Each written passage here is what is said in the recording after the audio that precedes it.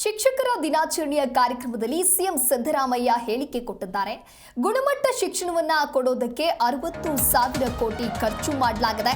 ಉತ್ತಮ ವಿದ್ಯೆ ನೀಡುವಂತಹ ಜವಾಬ್ದಾರಿ ಕೂಡ ಶಿಕ್ಷಕರಿಗಿದೆ. ಶಿಕ್ಷಣಕ್ಕಾಗಿಯೇ ಸರ್ಕಾರ 60,000 ಕೋಟಿ ವೆಚ್ಚ ಮಾಡಿದೆ ಅಂತ ಹೇಳಿ ವಿಧಾನಸೌಧದಲ್ಲಿ ಸಿಎಂ ಸಿದ್ದರಾಮಯ್ಯ ಈ ರೀತಿಯಾದಂತಹ ಹೇಳಿಕೆಯನ್ನ ಕೊಟ್ಟಿದ್ದಾರೆ. ಕಲಿಕೆಯ ಕಿಡಿ ಹೊತ್ತಿಸುವ ವಿದ್ಯೆ ಆಗಬೇಕು, ಅಂತಹ ವಿದ್ಯೆ ನೀಡುವ ಜವಾಬ್ದಾರಿ ಶಿಕ್ಷಕರಿಗಿದೆ ಅಂತ ಹೇಳಿ ಇವತ್ತು ಶಿಕ್ಷಕರ ದಿನಾಚರಣೆಯ ಹಿನ್ನೆಲೆ ಈ ಒಂದು ಕಾರ್ಯಕ್ರಮದಲ್ಲಿ ಸಿಎಂ ಸಿದ್ದರಾಮಯ್ಯ ಈ ರೀತಿಯಾದಂತಹ ಹೇಳಿಕೆಯನ್ನ ಕೊಟ್ಟಿದ್ದಾರೆ.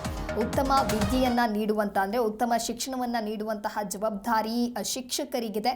ಶಿಕ್ಷಣಕ್ಕಾಗಿಯೇ ಸರ್ಕಾರ ಸಾಕಷ್ಟು ಕೋಟಿ ವೆಚ್ಚ ಮಾಡಲಾಗಿದೆ ಅಂತ ಹೇಳಿ ವಿಧಾನಸೌಧದಲ್ಲಿ ಸಿಎಂ ಸಿದ್ದರಾಮಯ್ಯ ಹೇಳಿಕೆ ಕೊಟ್ಟಿದ್ದಾರೆ.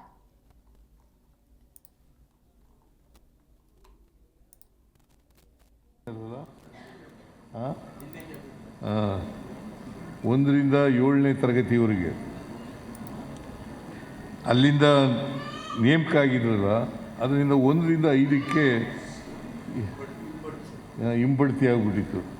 ಅದನ್ನು ಮತ್ತೆ ರೆಸ್ಟೋರ್ ಮಾಡ್ತಕ್ಕಂಥ 2017ನೇ ಇಸ್ವಿನಲ್ಲಿ ಮತ್ತೆ ರೆಸ್ಟೋರ್ ಮಾಡ್ತಕ್ಕಂಥ ಕೆಲಸವನ್ನು ಮಾಡಿದ್ದೀವಿ. ಬಹುಶಃ ಅದರಿಂದ ಎಲ್ಲ ಟೀಚರ್ಗಳಿಗೂ ಕೂಡ ಉಪಯೋಗ ಆಗ್ತದೆ ಅಂತಕ್ಕಂಥ ಮಾತುಗಳನ್ನು ಹೇಳಲಿಕ್ಕೆ ಬಯಸ್ತಾ ಇದ್ದೀನಿ. ಸುಮಾರು 8 ವರ್ಷದಿಂದ ಹೋರಾಟ ನಡೀತಲೇ ಇತ್ತು.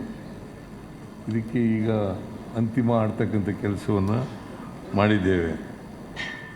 ಆಮೇಲೆ ಈ ಸರ್ಕಾರಿ ಶಾಲೆಗಳಿಗೆಲ್ಲ ನಾನು ಒಂದು ಸಾರಿ ಕನ್ನಡ ರಾಜ್ಯೋತ್ಸವ ಕಾರ್ಯಕ್ರಮಕ್ಕೆ ಹೋಗಿದ್ದೆ. 2 ವರ್ಷ ಆಯಿತು ಅಂತ ಅನಿಸುತ್ತಲ್ಲ, 2 ವರ್ಷನ 1 ವರ್ಷನ ಎಲ್ಲ ಶಾಲೆಗಳಿಗೆ, ಸರ್ಕಾರಿ ಶಾಲೆಗಳಿಗೆ ವಿದ್ಯುತ್ ಫ್ರೀ ಕರೆಂಟ್ ಕೊಡೋದು.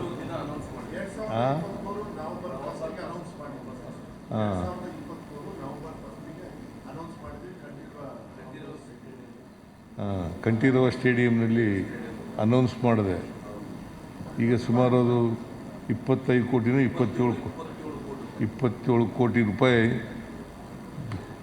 ದೇಶದಲ್ಲಿ ಬೇರೆ ರಾಜ್ಯಗಳಲ್ಲಿ ಎಲ್ಲೂ ಮಾಡಿಲ್ಲ. ನಾವು ಮಕ್ಕಳು ದೈಹಿಕವಾಗಿ ಪೌಷ್ಟಿಕವಾಗಿರಲಿ ಅನ್ನೋ ಕಾರಣಕ್ಕೋಸ್ಕರ ಹಾಲು ಕೊಡ್ತಾ ಇದ್ದೀವಿ, ಮೊಟ್ಟೆ ಕೊಡ್ತಾ ಇದ್ದೀವಿ, ಆಮೇಲೆ ಬಿಸಿ ಊಟ ಕೊಡ್ತಾ ಇದ್ದೀವಿ, ಆಮೇಲೆ ಶೂ ಭಾಗ್ಯ ಕೊಡ್ತಾ ಇದ್ದೀವಿ, ಶೂ ಮತ್ತು ಸಾಕ್ಸ್ ಕೊಡ್ತಾ ಇದ್ದೀವಿ, ರಾಗಿ ಮಾಲ್ಟ್ ಕೊಡ್ತಾ ಇದ್ದೀವಿ, ರಾಗಿ ಮಾಲ್ಟ್ ಕೊಡ್ತೀವಿ. ನಮ್ಮ ನಿಮ್ಮ ಹೆಸರೇನು? ಚಂದ್ರಶೇಖರ್ ನುಗ್ಲಿ ಅವ್ರು ಹೇಳ್ತಾಯಿದ್ರು, ಸರ್ ಬಡವ್ರ ಮಕ್ಕಳಿಗೆ ನೋಟ್ಬುಕ್ಗಳು ಕೊಡಿ ಅಂತ ಹೇಳ್ತಾಯಿದ್ರು. ನಾನು ರಶ್ಮಿ ಕೇಳಿದೆ, ಕೊಡಬಹುದು ಸರ್, ನಮ್ಮಲ್ಲೇ ಉಳಿತಾಯ ಮಾಡಿಕೊಡ್ಲಿಕ್ಕೆ ಸಾಧ್ಯ ಆಗ್ತದೆ ಅಂತೇಳಿ ಅದ್ರ ಮುಂದಿನ ವರ್ಷದಿಂದ ಕೊಡ್ತಕ್ಕಂಥ ಕೆಲಸವನ್ನು ಮಾಡೋಣ.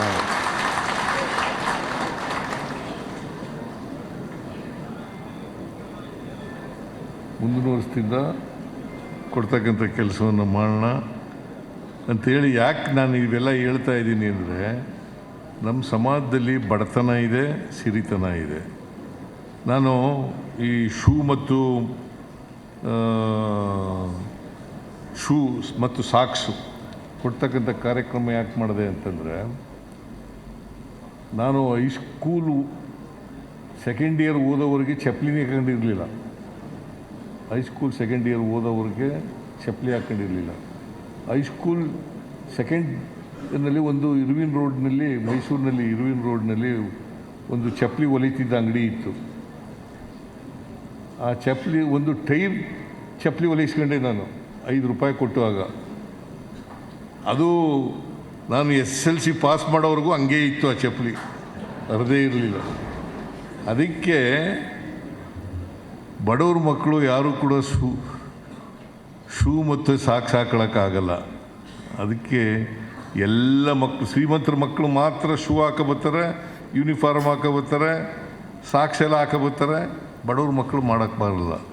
ಅದಕ್ಕೆ ನಾನು ಶೂ ಮತ್ತು ಸಾಕ್ಸನ್ನು ಫ್ರೀಯಾಗಿ ಎಲ್ಲ ವಿದ್ಯಾರ್ಥಿಗಳಿಗೂ ಕೊಡ್ತಕ್ಕಂಥ ಕಾರ್ಯಕ್ರಮ ಮಾಡಿದೆ.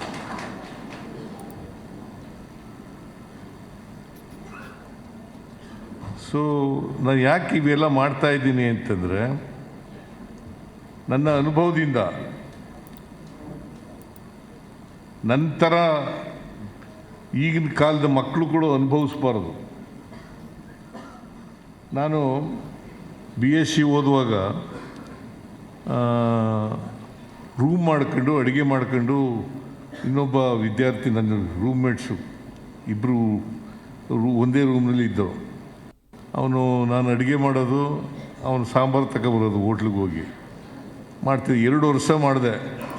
ಅದಕ್ಕೆ ಯಾರಿಗೆ ಹಾಸ್ಟೆಲಲ್ಲಿ ರೂಮ್ ಸಿಕ್ಕೋದಿಲ್ಲ ಆ ಎಲ್ಲ ವಿದ್ಯಾರ್ಥಿಗಳಿಗೆ ಎಂಥ ಕಾರ್ಯಕ್ರಮ ಅದು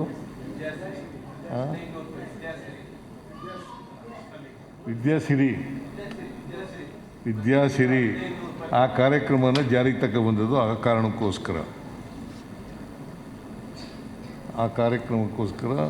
ಯಾಕಂತಂದರೆ ನಮ್ಮಪ್ಪ ಹಾಸ್ಟೆಲ್ ಸೇರಿಸಲಿಲ್ಲ. ಆಮೇಲೆ ರೂಮ್ ಮಾಡ್ಕೊಂಡು ಅಡುಗೆ ಮಾಡ್ಕೊಂಡು ಊಟ ಮಾಡ್ಕೊಂಡು ಮಾಡಬೇಕಾಗಿತ್ತು, ವಿದ್ಯೆ ಕಲಿಬೇಕಾಗಿತ್ತು, ಕಾಲೇಜ್ಗೆ ಹೋಗಬೇಕು. ಸೊ ಈ ಕಾರಣಕ್ಕೋಸ್ಕರ ಇದನ್ನು ವಿದ್ಯಾಸಿರಿ ಕಾರ್ಯಕ್ರಮವನ್ನು ಜಾರಿಗೆ ತಗೊಬಂದದ್ದು. ಹೀಗೆ ಈ ಥರದವು ನಮ್ಮ ವಿದ್ಯಾರ್ಥಿಯಾಗಿದ್ದಾಗ ಅನುಭವಿಸಿದವು ಅನುಭವ ಮೇಲೆ ಈ ಕಾರ್ಯಕ್ರಮಗಳೆಲ್ಲ ಯಾಕೆ ಮಾಡ್ತಾ ಇದ್ದೀವಿ ಅಂತಂದರೆ ಗುಣಮಟ್ಟದ ಶಿಕ್ಷಣ ಸಿಕ್ಕಬೇಕು, ಸಮಾಜದಲ್ಲಿ ಒಳ್ಳೆಯ ನಾಗರಿಕನಾಗಿ ಬದುಕ್ತಕ್ಕಂಥ ವ್ಯವಸ್ಥೆ ಬರಬೇಕು, ಮನುಷ್ಯತ್ವ ಇರ್ತಕ್ಕಂಥ ರೀತಿಯಲ್ಲಿ ಬರಬೇಕು. ಇದಕ್ಕೋಸ್ಕರ ನಿಮ್ಮ ಜವಾಬ್ದಾರಿ ಭಾಳ ಇದೆ. ದೇಶದ ಭವಿಷ್ಯ ನಿಮ್ಮ ಕೈನಲ್ಲಿದೆ. ಅದನ್ನು ಆ ಭವಿಷ್ಯವನ್ನು ರೂಪಿಸ್ತಕ್ಕಂಥ ಕೆಲಸವನ್ನು ನೀವು ಮಾಡ್ತೀರಿ ಅಂತಕ್ಕಂಥ ವಿಶ್ವಾಸದಿಂದ ನಾನು ಈ ಮಾತುಗಳನ್ನು ಹೇಳ್ತಾ ಇದ್ದೀನಿ. ಇವತ್ತು